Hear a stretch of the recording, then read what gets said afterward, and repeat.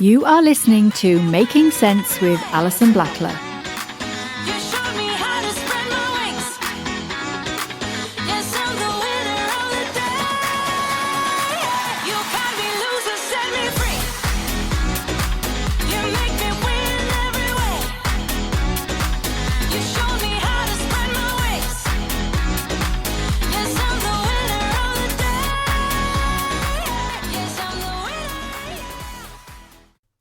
Welcome to Making Sense here on Wirral Wave Radio. This is our episode 28 and we are in the studio at Wirral Wave Radio in the heart of Birkenhead on the Wirral, and I am in the studio with George, who is obviously producing the show, and I am delighted to say we have a very special guest here today, and I'd like to welcome Emma Guy. Hello, and thank you for having me. Oh, you're welcome. It's great to have you with us today. So tell everyone a little bit about you. So my name's Emma Guy. I'm a little bit of an entrepreneur. I run 2 successful businesses, an acupuncture clinic and a digital marketing agency. I am also a breast cancer survivor and a ambassador for Prevent Breast Cancer. So I'm involved in fundraising and awareness with them. And I'm also a trustee of Halton Haven Hospice. So, yeah, that's me. That definitely warrants an entrepreneur. Thank you. Well, it's lovely to have you here. And Emma and I met quite a few years ago now, actually. Yes. At a lovely lady called Sue France runs a literary lunch. Yes. And we are both authors. We are. And yes. I remember meeting you and you had your book and I was still turning up every year saying, next year it'll be me. And then the next year I turned up and I was like, oh, I haven't quite finished it. Next year it'll be me. And you were there with your book. I was. And you know, when I first went to Sue France, and say hello to Sue, Sue France's first literary lunch, it actually inspired me to write a book, but I didn't quite know what to write about. And I kind of played around, probably a bit like yourself. Every year you'd go, oh, do you know what? I should really write that book. But in 2020, I launched my book and it became #1 bestseller in acupuncture and top 10 in menopause on Amazon. Brilliant. And we'll talk a bit more about that as we go through. So we have not much of a plan, but we know we're going to go to lots of places and share stories and hopefully, as this show is all about, inspire through other people's stories. Of course. Inspire others and also give a little bit of information. And Emma's also picked the tunes. So that's been nice for me. I haven't had to spend hours, which sometimes I do, looking for nice tunes and then get lost in the search. I'm hoping that the listeners will just a couple of little different tunes that maybe they're not used to. So yeah, that'll be perfect. So should we start with one of them then? Which one have we got to start with? So this is quite a recent favourite of mine, and as we go through the show, I think it will become evident why I've picked this song. And this is Gabriella Chimley with On a Mission. I hope you enjoy it.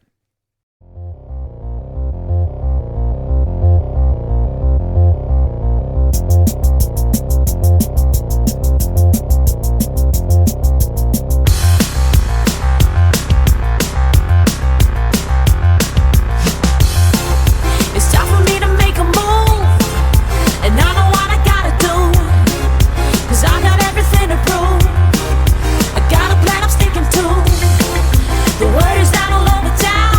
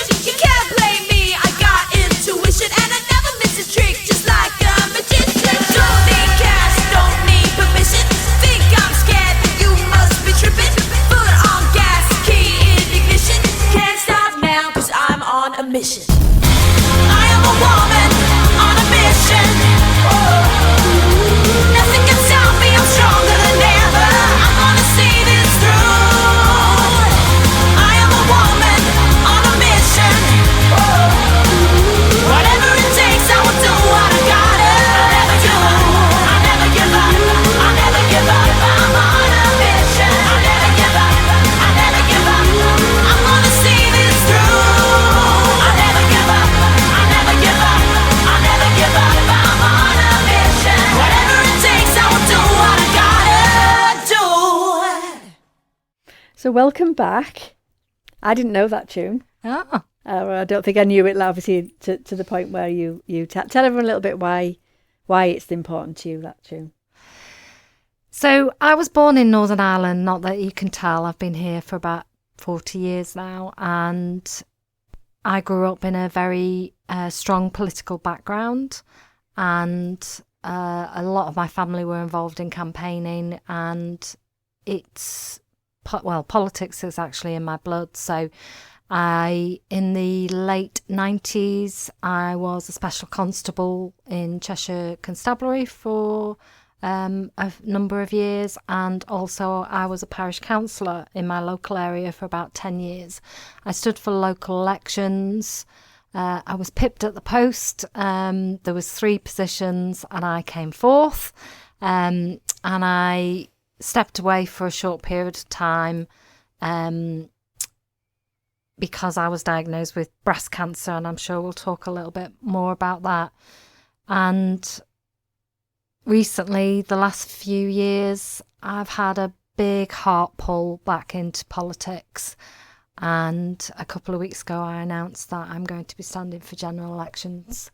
And this song actually just is my little earworm to say, keep going, you're on a mission, you're going to get there. I love that. I love that. And I love the fact that, it's a story in itself, isn't it? And I think we can talk a bit about that, because before we came on air, we were talking about, some people know what they're going to do with their life from early on, really. And then lots of people have lots of directions, but they're all part of it, aren't they? They're all part of that tapestry of journeys. And so many people, I think, get stuck quite quickly because they can't see the end goal. Yeah. And maybe that's not what they're meant to do. And I guess, if somebody asked your younger self, would you be doing this? Maybe you would, because you've been brought up with it. But, maybe that would have stopped you if you thought you couldn't see the end goal. Yeah. And I think, for me, when I talk to my teenager, I talk to him about, you can literally be anything you really want to be these days, and you don't have to stick to one thing. And I really do admire people who want to be dentists or doctors or legal, lawyers. But I think for me, the building blocks of my career and my experience actually started when I was 16, and I was an apprentice welder. And why did I want to do this? Why did I want to do it then? And it was because it's the same today than what it was back then. And by the way, listeners, I'm 53, is that I wanted to fix things. I always wanted to fix things. And I think throughout the whole of my careers, I still want to fix things. I love that. Imagine you as your 16-year-old self doing... It was Flashdance. It was that song. That's what got me. I was like, yeah, I can be a welder and I can dance at the same time. I love that. I love that. But I think it is so important, isn't it, to not get too hung up on partly what everyone else is doing. Or I think one of my stories when it comes to careers was I definitely was told, you're not clever enough to do A-levels and other things, further education in that way. And I was encouraged to go and do a practical course, which, while it was okay, it certainly wasn't me. It didn't light me up at all. And I was heavily influenced by what everyone else was telling me I was good at, as opposed to actually being brave enough to have a voice and say, actually, this is what I love. And it took me, many years to break that mould and just, be that. Push towards that. I didn't even know then that I was actually going to go come this way and be self-employed and things like that. But I think it's so important, isn't it, for us to find that thing that you love and go for it. Yeah, absolutely. I left school when I hadn't even turned 16. It was a week before I turned 16, and I didn't go to university. I didn't do A-levels, and if you want to go and do that and you're clever enough to do that, then that's brilliant. But sometimes you just don't have that. And, as an entrepreneur, you find look at Richard Branson, you know, he left school with no qualifications whatsoever. So, you know, we need those type of people in the world to make, you know, exactly, and to make change as well. I've read or heard a little bit of Branson's story, and when he set up his record shop, he didn't actually have any records. So he kind of projected that he had all these records. He didn't have them. And then when people started ordering, he had to go and kind of find them. And so that whole thing of like, not fake it till you make it, but kind of. But he does have this saying, doesn't he, that if you don't know, just say yes or something like that, and then find a way of how to do it. Well, I think that's the whole story behind his first business, which was his records, wasn't it? Yeah. So I think it is so important that we are able to think about what it is that you do and want to do. And if you do find a thing that you love, then you're just going to excel. Yeah. And so many people, I mean, I don't want to get kind of political, but the thing I heard a couple of weeks ago, now it'll be a couple of weeks ago, was that they're going to make all kids do maths till they're 18 if they haven't got it. That would have been a nightmare for me. And you know what? It would probably be a nightmare. I mean, George is nodding his head as well. It would be, you know, I get the principle of it, but I think personally, if you are going to do that, then you need to give them the life skills of maths. You know, you don't walk into Tesco's with £50 and fill your basket up to £70. You know, and Tesco's aren't going to give you a credit note, or, you know, they're just not going to do that. They're not going to say, oh yeah, well, we'll put a tab on there for you. And I think it's important to learn those life skills. You know, in the first lockdown, we did life skill training with my teenager, who at the time was 15, and just simple things like how to actually tie a tie and not have a clip-on tie, and how to boil an egg, and you know, look at finances, and, you know, if you've got £10 and you've got to buy this, you know, what are you going to put back, or what's more important, etc. And I think that's the element of that. But yes, I think if I was a 16-year-old being told I had another 2 years worth of maths, I think, oh my goodness, I already failed it algebra about 3 and times. all that. Oh no. Oh yeah, for me, I already had to be put through that already, because back in those days, it was seen that you had to have maths, and I kind of unconsciously knew that I was never going to need it. Pythagoras' theorem was never going to enter my life, and it still hasn't. But, you know, obviously we know there's people out there who absolutely love maths, and it's what they love to do. Yeah. So tell everyone a little bit more about your work, your kind of clinical work, because you've got quite a story there too. I have, yes. So I am an acupuncturist. I have been practicing now for the best part of 12 years. I came to acupuncture because I had ulcerative colitis.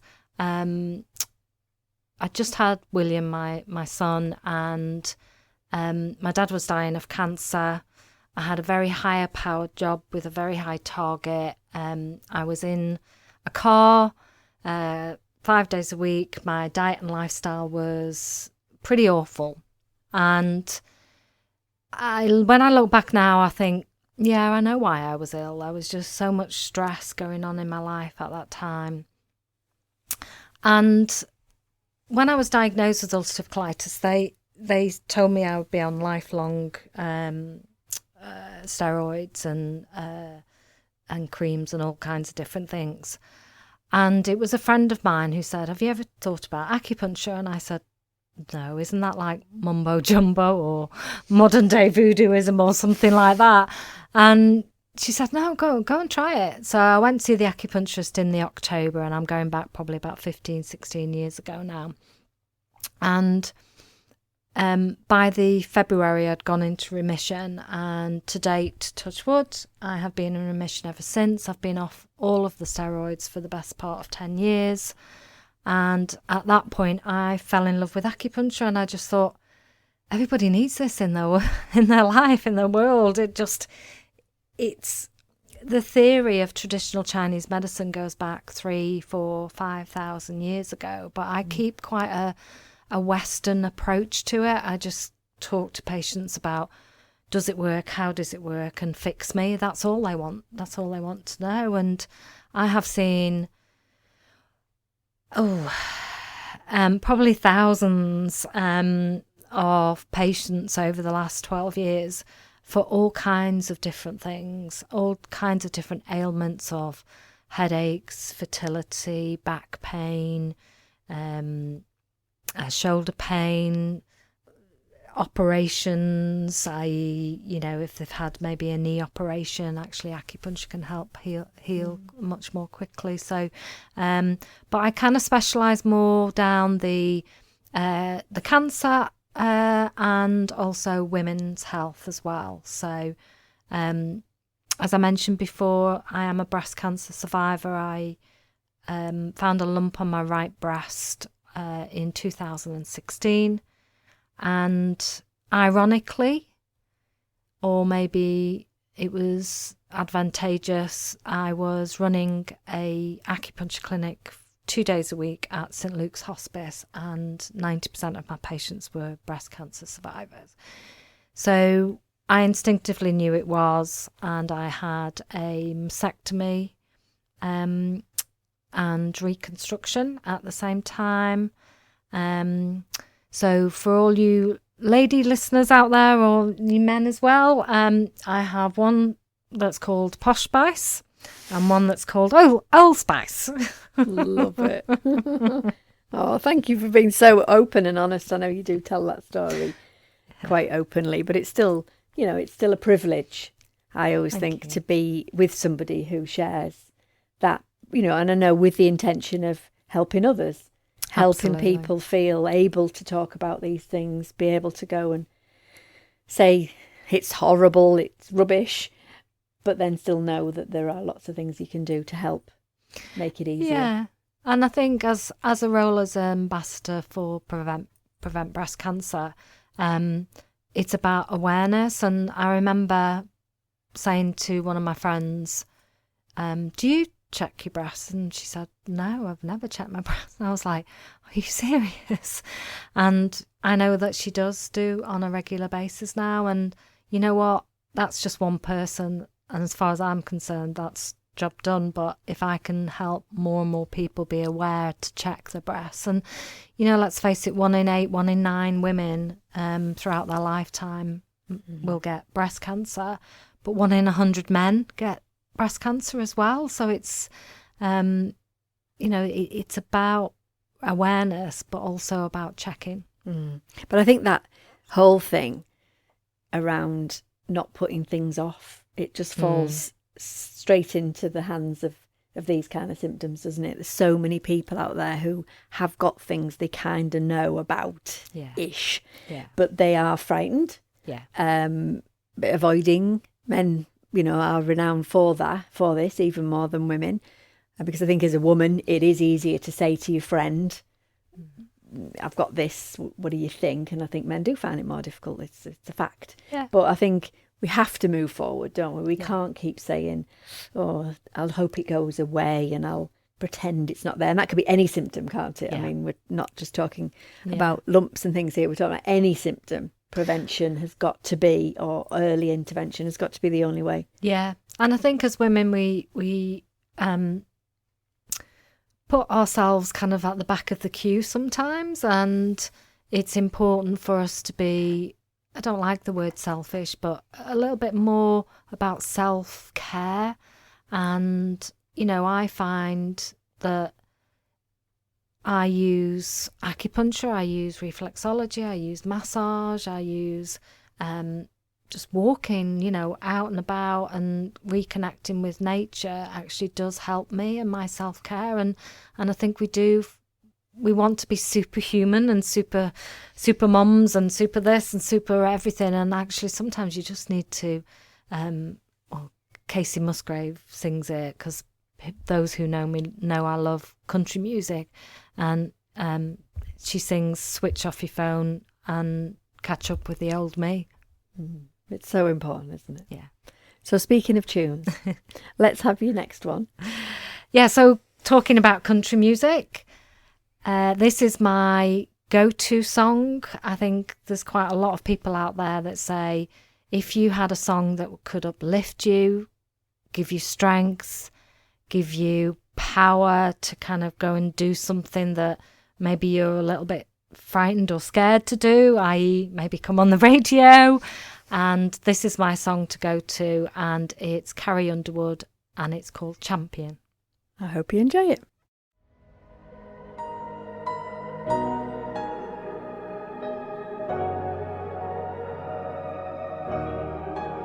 I'll be the last one standing, 2 hands in the air, I'm a champion. You'll be looking up at me when it's over. I live for the battle, I'm a soldier. Yeah, I'm a fighter like Rocky. Put your flag on your back like Ali. Yeah, I'm the greatest, I'm stronger. Bet my dues, can't lose, I'm my own, yeah. Hey, I've been working my whole life, and now it's do or die. I am invincible, unbreakable, unstoppable, unshakable. They knock me down, I get up again. I am the champion. You don't know my name, you can't hurt me now. I can't feel the pain. I was made for this, yeah, I was born to win. I am the champion. When they write my story, they're gonna say that I did it for the glory. But don't think that I did it for the fame, yeah. I did it for the love of the game, yeah. And this is my chance I'm taking. All them old records I'm breaking. All you people watching on the TV, you go ahead and put your bets on me. Hey, I've been waiting my whole life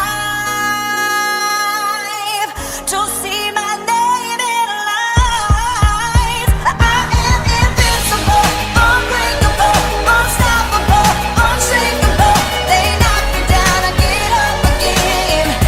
I am the champion. You don't know my name, you can't hurt me now. I can't feel the pain. I was made for this, yeah, I was born to win. I am the champion.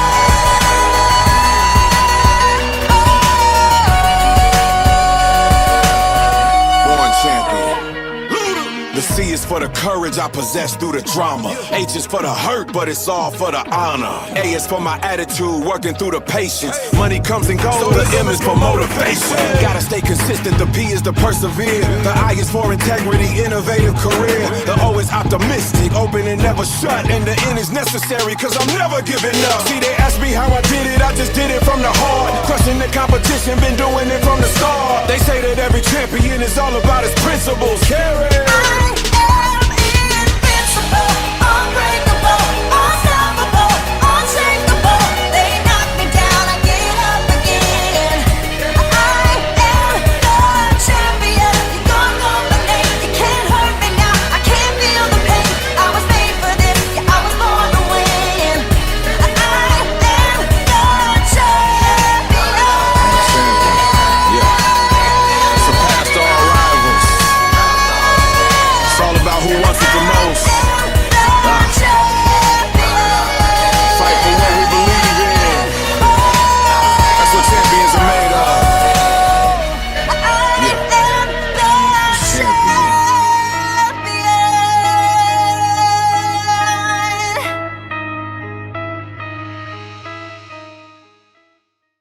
Thank you for tuning in to Making Sense with Alison Blackler. So, welcome back. You enjoy listening to that? Do you know what? That uplifts me so much. It just changes your mood. And funny enough, I was talking to a lady last night in clinic, and she was talking about how stressed she was. And I said, you know, what's your favourite song? And she told me her favourite song. And I said, go and listen to it. I said, just change your frequency, change your mood. You know, music can be so powerful in that way. I mean, for me, music is literally what makes my world go around. But, you know, this show, just even me doing this, has really reignited me with music. And I still listen to it myself, but here, just choosing the songs, thinking about the lyrics, getting people to stop. We've had a few people message in and say because we talk about the lyrics sometimes, or the meaning behind it, or the why it's important to us. It kind of makes people stop and think, yeah, actually, I've just heard the lyrics to that, and I'm really feeling kind of, like you say, powered or reflective. You know, it doesn't always have to be upbeat, does it? But just that space to just actually listen and not just have it in the background. Yeah, no, absolutely. And I think, like I say, it lifts your frequency as well. So, you know, I think in this day and age with the last couple of years, everybody's frequencies are a little bit low. So, you know, little different things like music. But also, I was talking to another patient the other day, and I said, and he was telling me that he was feeling quite low, and he was listening to the radio and the news and the, you know, everything that's going on. And I said, you know what we're doing at the moment? We're watching comedy. We're just watching rerunning whatever, you know, series, just to lift our mood and just laugh, you know, and not watch the news. You know, it just and it is about kind of just lifting that frequency. I think so. I think we all need to be really mindful about that. You know, there is a lot of noise out there, and there's a lot of negativity. And I think, you know, a conscious decision to think about what you're listening to. Yeah. What is actually going in, and what are you allowing? You know, yes, lots of people like to keep abreast of the news, but I think you can so easily get completely bogged down with that. Every article on the news, it's heavy. Yeah. You know, we don't even have the "and finally" like they used to. I know. And I found it was quite interesting. I read an article a few years ago where they talked about anxiety and stress and that feeling of palpitations and things like that. And they went back to, and they interviewed a few people from kind of the 80s. And if you remember, the news used to be at news at 9, and they changed it to news at 10. And they reckoned that the anxiety levels of those people actually went up because at 9 o'clock you'd watch the news and then you'd go and watch something else. So your mind had been switched off. Whereas now you go and watch the 10 o'clock news, and that's it. When you're going to bed, all you've had is like half an hour's worth of negativity. I'm really conscious of that, obviously stepping back in, and I'm not going to go too political, but stepping back into the political arena again. And I've actually set myself up with a positive box. And in my albums on my phone, I've got quotes, I've got photographs, I've got things in the past that have just really given me like, oh yeah, you did that. And you know, it's a simple thing, but love it. You know, you go to it and you go, oh yeah, I'd forgotten I'd done that. Oh yeah, I'd forgotten that, you know. And again, going back to frequency, I think it's that frequency of lifting your soul again, rather than it being kind of tired and anxious and everything else. But I think the thing that is so simple about the mind, and yet it's so complex, is that I always think whatever you are focusing on, it's like you're putting a spotlight on it. And your mind 100% believes all of that. So if you are focused on the news, or you're listening to something that's negative, or you're on socials and you're watching all the, you know, stuff that's going on, your mind is then almost there, wherever there is. So the brain is an association making machine. So if we are careful and thoughtful about what we're listening to, your mind thinks it's all right. And you know, I'm not being disrespectful for people who are really struggling, but even if you're really struggling, you can look in your positive box on your phone at some nice quotes, at some nice pictures of your friends and family, and feel better. Because your mind will literally go, oh, okay, I'll focus on that then. It's like the spotlight. And we don't do it. No. And it's interesting because I did a fire walk recently for Prevent Breast Cancer, and I never thought for 1 minute I could do that. And we had 90 minutes beforehand where the guy who did the kind of the overall organizer, he just talked about the mind and talked about, you know, how to self-talk, and how to, you know, say, well, if you think, I think there's a saying, isn't it? If you think you can't, you won't. And he was kind of talking us into walking on fire. And we did it the first time, woohoo, we did it. And then we did it twice after that. So I did it 3 times. And then at the end he went, right, just so that you know, this temperature was 1400 and something degrees. He said, there's no way I was going to tell you that beforehand. And of course we were walking over coals thinking, oh, well, it's all right, this is okay, just a little dander, And he said, there's no way I was going to tell you that before, because your mind would have said, no, you can't do it. Yeah, because your fear centre would have been triggered. Yeah. That, I'm going to burn myself. We're told from such a young age, keep away from heat, don't put your hand on the fire. I mean, how, all that old stuff would play out, wouldn't it? Yeah. And yet, how powerful is your mind to be able to focus and know that you're going to do something like that. Yeah. And, massive admiration for you being able to do it. It's a brilliant, brilliant thing. Yeah. And it just proves so much to yourself, doesn't it? Your self-belief, your everything, your focus. I love it. Yeah. Very powerful. I wish I could go back in time. I wish I could time travel and kind of look at my younger self and say, do you know what? You're going to have your challenges, you're going to have your ups and downs, but focusing on the mind. And what's interesting from a traditional Chinese medicine point of view, we learnt scriptures that said everything comes from the mind. If you think it, you feel it. And it's probably the most powerful thing that you have in your body. And, if we can nurture that at a very early age, gosh, this world would be an amazing place. Mm-hmm. And it is an amazing place already, but I just think that mind and how we talk to ourselves is so important. And the impact of others and how people, if we can help people process some of that. If I, again, same, Emma, if I, had a chance to go back to how I used to think about myself and what had happened to me, is very different to now. And I think, being able to say to yourself, you'll be all right. And yet you were all right, even though it was difficult. It's a strange old thing, isn't it? When you look back on how it used to be. And yet for me, I've made everything that's happened to me part of what I'm doing. I can genuinely put my hand on my heart and say, I know how hard it is. Mm. If you feel worried or you feel anxious or you feel like you haven't got the self-belief, I really know how hard it is. But with determination and a lot of, hard work, really, it isn't easy. It's like I always say, it's going to the gym. You can't go a couple of times and then be, all Adonis. You got to go all out, wouldn't it?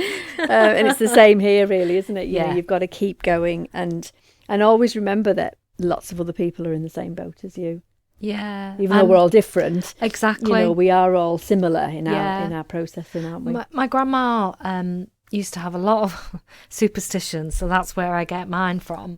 But she used to have a saying that everybody has a cross to bear, but some are heavier than others.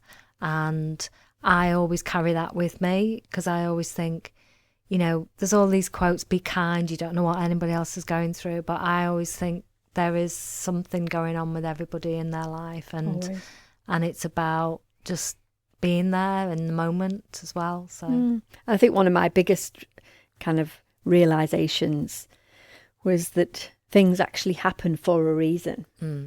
So some of the ways that people were being with me or things that were happening, they weren't anything to do with the other person. They were there for me, to show me that I needed to put a boundary around or, be able to say, well, no, that actually doesn't work for me. I'm not going to put up with that. And I think just being able to look at stuff, and I know it's hard if something really horrible. I had a client this week and she's been through a horrible, horrible time, really horrible. And, for her to say it happens for a reason, I get that. Nobody wants to say that these things have happened for a reason. But there are things that she needs to change around her running around after everybody else. She doesn't put herself first. She's a mum and she's an entrepreneur. She's got a few businesses, and it's helping her see that actually this is your sign to change.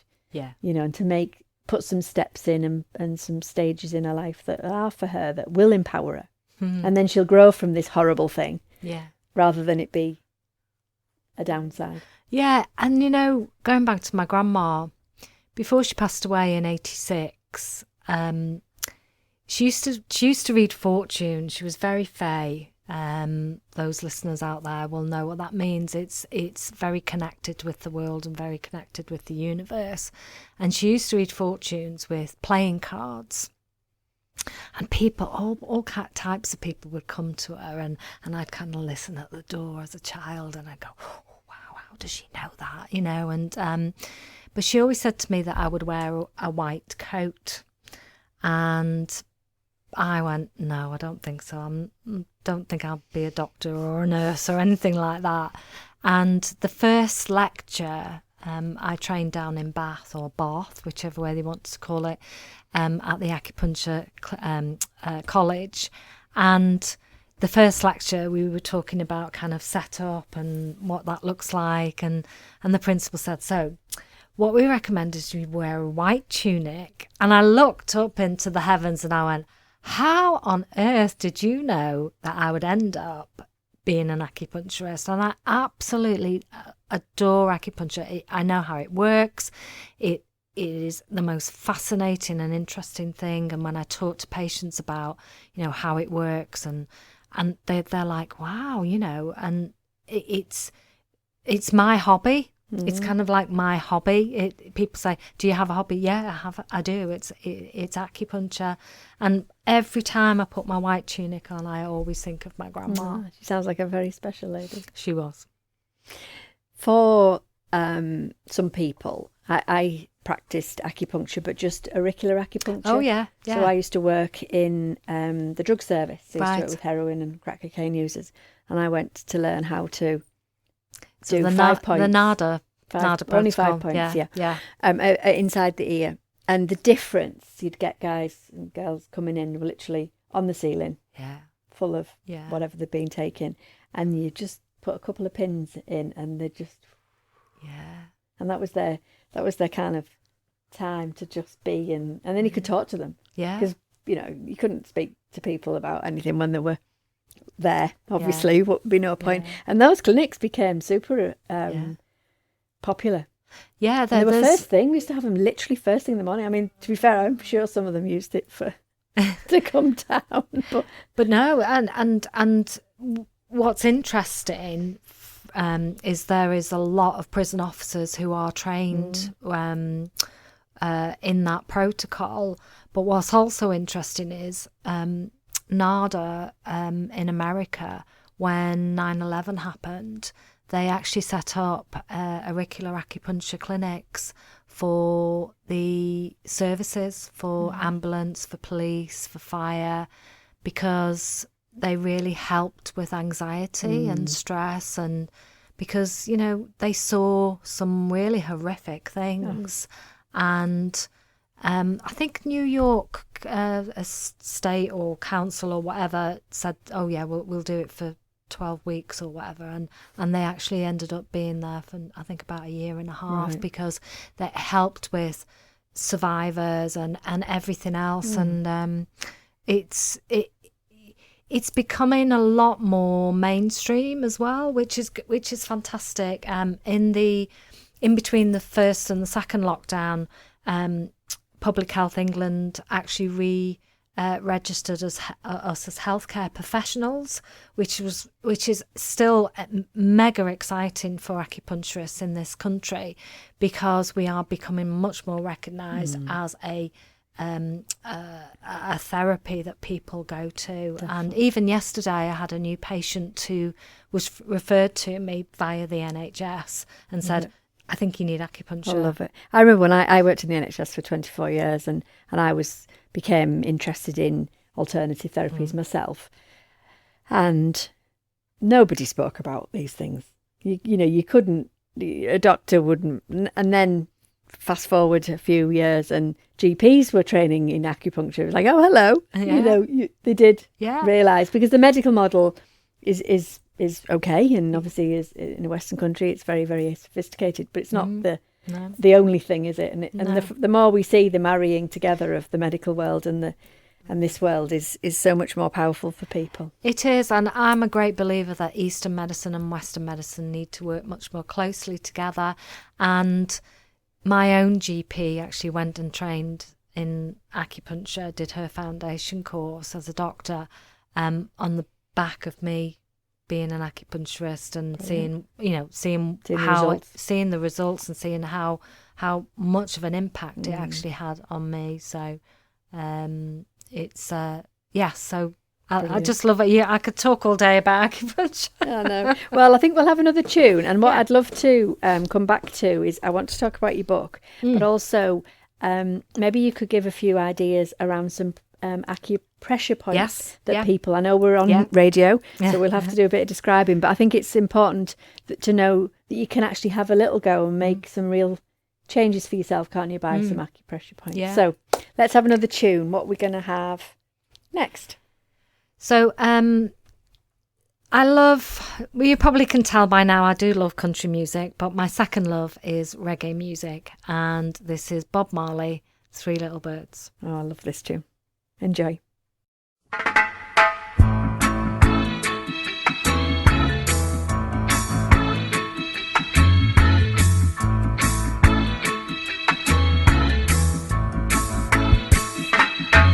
Don't worry about a thing, 'cause every little thing gonna be alright. Singing, don't worry about a thing, 'cause every little thing gonna be alright. Rise up this morning, smile with the rising sun. Three little birds, it's by my doorstep, singing sweet songs of melodies pure and true, saying, "This is my message to you." Singing, don't worry about a thing, 'cause every little thing is gonna be alright. Saying, don't worry about a thing, 'cause every little thing is gonna be alright. Rise up this morning, smile with the rising sun. Three little birds, it's by my doorstep, singing sweet songs of melodies pure and true, saying, "This is my message to you." Meaning, don't worry about a thing. Worry about a thing, oh, every little thing gonna be alright. Don't worry, singing, don't worry about a thing. I won't worry, 'cause every little thing gonna be alright. Don't worry about a thing, 'cause every little thing gonna be alright. I won't worry, don't worry about a thing, 'cause every little thing is gonna be alright. Don't worry about a thing.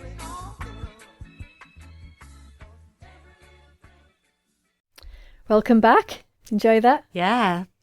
I just, who doesn't love a Bob Marley song? I think everyone loves a bit of Bob Marley, doesn't it? It's that chilled or like just movement. Again, Yeah. I think there's something about. I mean, I'm always often saying on this show, let's have permission to have a little dance round. And I think wherever you can get that, Oh, those who know me know I love to dance. Yes. yeah, me too. You can never get me off the dance floor if there's a bit of a disco going on. So let's have a think about your book, which Yes. is obviously a massive resource for people. Yes. So in the first lockdown, I realised I had treated over 1,000 ladies going through the menopause. And I thought, this is where the book's going to come from. And I'd tried and tested a acupuncture protocol, and I called it Guy Protocol after me because I thought, I've got to be famous for something. And I started down this journey of just sharing my knowledge of becoming an acupuncturist, me going into surgical menopause after my mastectomy, and then the protocol and the evidence behind that from St Luke's Hospice. That's their independent data to show that the protocol actually helped in menopause, specifically really for hot flushes and sleep issues. And then the book kind of evolved. It was going to be a acupuncture book. And then I thought, with all of the women who had told me their stories, they'd all tried alternative things or different things. And I wasn't allowed HRT or anything like that after my mastectomy. So I had to find alternative ways to help some of the symptoms of menopause. So the rest of the book really is little tasters of different ideas and different therapies that you might want to try. We all know that fitness, diet and lifestyle is really important, but if you can't take HRT, there's acupuncture in there, there's reflexology in there, there's anxiety coaches, there's skin, there's hair, there's nails. But I think the golden nugget in the book is a chapter that's written by 3 men, and it's their side of menopause, and some of it's funny and some of it is emotional, because one of them is my husband, Jonathan. And tell everyone what your book is called. It's called The Wisdoms of the Menopausal Godmother. And I brainstormed the idea with my good friend Jill, just to kind of get a name and to kind of reinvent myself, I suppose. And the godmother came out of really that I wanted it to be someone independent, that someone goes to for advice. It wouldn't necessarily be a family member or a partner. And that I thought about my godmother and thought, well, actually, yeah, I'd go to her and ask her that kind of advice. So that's where it actually came from. Oh, lovely. And I can shout out for my godmother as well, who has been probably the most stable and strong person for me in my life, for all my life. So fantastic. Yeah. And where can people get a hold of it? You can get it on Amazon, and it's been out since the 1st of April 2020. Why the 1st of April? April Fool's Day? Because that's the day I had my mastectomy. April Fool's Day. Now, you've got to smile at that. When my consultant said, I'm going to take your breast off. Okay, when are you going to do that? April Fool's Day. Yeah, whatever. Yeah, so, but on the 1st of April, every single year, it'll be 7 years this year, I do something really, really positive, and that's what I did in 2020. Oh, I love that, Emma. I love that story. Thank you so much for sharing all of your wisdom. Oh no, what I want to come back to is a little bit of acupressure. Yes. Might be in your book, but just yes, tell people a couple of places that you would recommend if people are feeling really stressed. Because okay. I know you'll know. There's 2 points I would go to straight away. The first one is between your eyes, above your eyebrows. So some people know that as the windows of the soul, or the third eye. You can tap there, or you can put a little bit of pressure. The point is actually called yin tang, and it's really good to calm the mind and calm the thoughts. It's also known as the beauty point, but none of us need that because we're all beautiful. But it relaxes the eyes and sparkles the eyes at the same time. So that's yin tang. And the second point is large intestine 4, which is in between your thumb and your first finger. Some of you might have seen this, where they put like a little peg or a pen or something like that, and rub between there. It's a large intestine point. It really helps. The large intestine helps with the peristalsis of the stomach, so the breakdown of food. But we hold all our emotions in the large intestine. So if you can move the large intestine without being too explicit, then you can clear some stuck emotions as well. I love that. Because I'm always saying on this show, you know, what's the one small thing that you can take from this episode? And if it's that, then there's your little little tip from our godmother, our fairy godmother, Emma. Bless you. Thank Oh, you. brilliant. Thank you so much, Emma, for coming in. I know No, you've got thank you. another tune for us to finish. And I'm just very quickly... So I just want to tell you a little bit about the next episode. Obviously, this one runs for 2 weeks, as you know, on a Monday at 7 p.m, a Thursday at 1 p.m, Friday at 7 p.m, and 8 a.m. on a Sunday. So that'll be played out here. And we also have all episodes on our YouTube channel, which is Alison Two Minds. So next episode, we're having Peter Paul Parker back. And we are going to be talking some more about consciousness. He is a consciousness expert. And actually, he's having a consciousness music event in March, which is online. Yeah. That might be Fantastic. nice. So that's kind of like going back to the frequencies again, isn't it? Yeah, wonderful. So that'll be nice. Anyway, we will finish with this tune. What are we going to have, Emma? What's our final tune? So this is the final tune.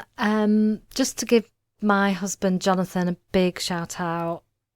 He is my, well, we always say he has my six, and that's because of an American crime thing that, you know, you have your six, you have your back, and he always has my back. And this is our song, and it's One Man Band by Old Dominion. Brilliant. I hope you enjoy it. So we will sign off with this tune, but in the meantime, be kind to yourself. Bye for now.